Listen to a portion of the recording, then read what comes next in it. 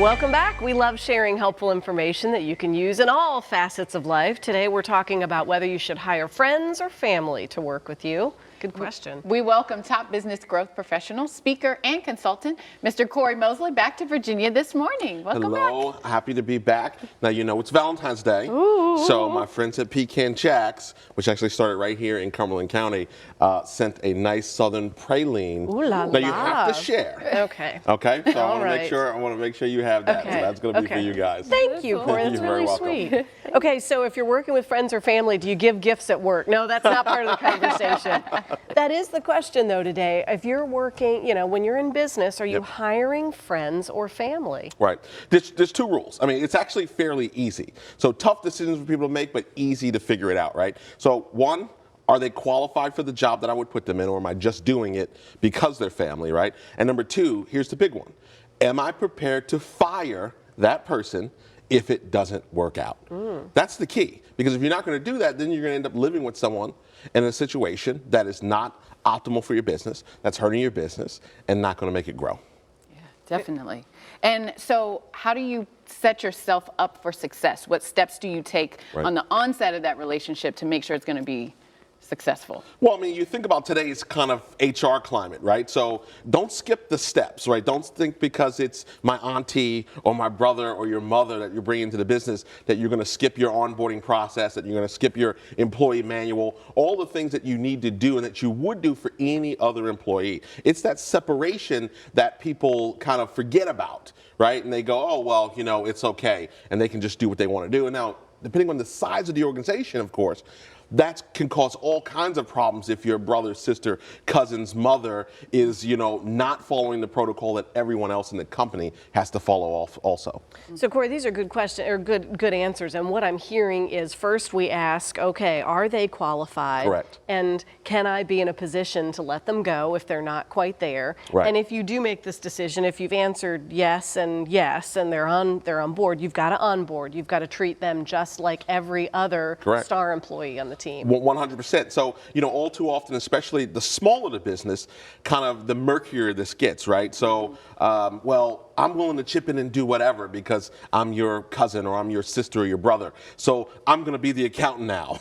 Yeah. Well, do you have an accountant background? No, I don't know anything. You know, I don't know anything about that. Oh, okay. So probably not going to make a great accountant. So those are the kinds of decisions that people default into because they say, well, maybe their business is undercapitalized and they can't afford to hire the right people, and sometimes they'll turn to family. But really, it's people that shouldn't be in the job potentially that they have or shouldn't be working in the business at all.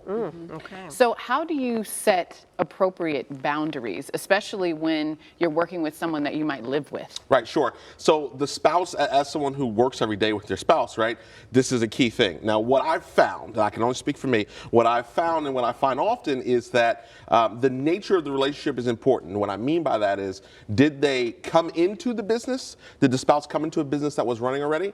Or did you start it together? Protocols are kind of completely different when the decision making is not quite the same. So the decision making might be one way in your home life, but it may be, you know, different inside the business. So you have to kind of have that line to know what roles and responsibilities are going to be and really play out those scenarios. You know, what if, same thing, if your spouse is not doing the job, what happens? And you need to play that scenario out in the future in advance. So you're prepared. You know, you don't want to ruin your marriage, a great marriage, because someone came into the business. Yeah, these answers are making me sweat once you start getting into the whole, like, the spouse conversation, because if you're lucky enough to have that friend who is also family, who's a spouse, right? Yep. How do you start making those considerations? And then that can be a complete game changer. Sure, and I find that it works whether exceptionally well or it's a complete disaster. There is not generally a middle ground in that situation. As I talk to people and I say, well, you know, my wife's worked inside the business for years, you know, inside our company, and man, how do you do that? I could never. Well, okay, I'm not going to pass any judgment on that. It works very, very well for us. At least I believe that. I mean, we probably have to have her on for a segment to have her co-sign Get the other that. side But of the story. I mean, in my mind, it works very well. So it whether works very well or it's a disaster. there's generally not a middle ground in those areas. Oh, okay. Yeah. So how do you have the hard conversations? How do you start that? Well, the way to avoid the hard conversation is to have the easy one in the beginning. So if you're exploring this opportunity in your business and bringing someone in, it really is having the soft conversation. So how could this work? How could this not work? If you have that conversation now, I mean, who likes to fire people? Nobody really loves to do that. And if you do, that's kind of a whole nother psychosis we'll talk about Yeah. another time. So nobody really likes to do that.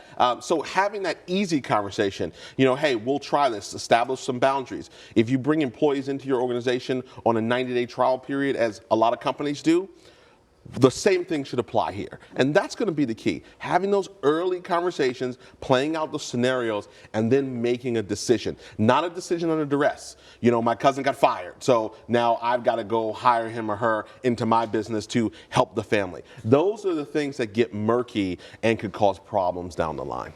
We are almost out of time. I feel like what I've heard the whole time is sort of tread lightly and ask questions and really weigh this. Are there any pros? Are there any pros? You mean positives? Yes. Yeah, no, it could be amazingly well. I mean, if you could, obviously you're contributing to your family's success.